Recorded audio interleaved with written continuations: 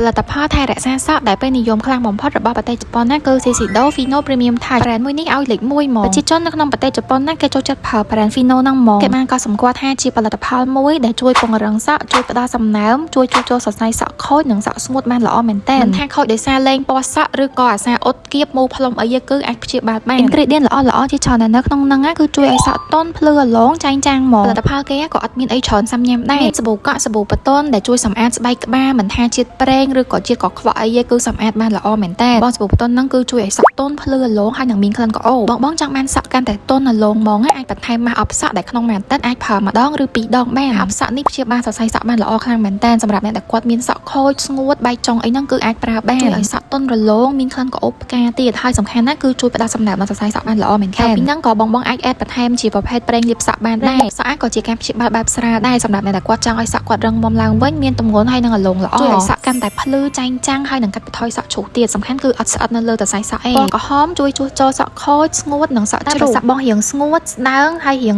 រៀបអត់សូវមានទម្ងន់ណាស់អាចប្រើជាមួយនឹងប៉ាប់ផ្កាឈូកបានចាំបើសិនជាបងត្រូវការ Fino ដែលជាផលិតផលក្នុងស្រុកផលិតផលជប៉ុនហ្មងណាបងអាចមកហៅបាននៅក្នុងហាងលក្ខសរិយាទាំងពីរសាខាឬឆាតកម្មក្នុង Facebook Page Instagram ឬ TikTok ក៏បានដែរ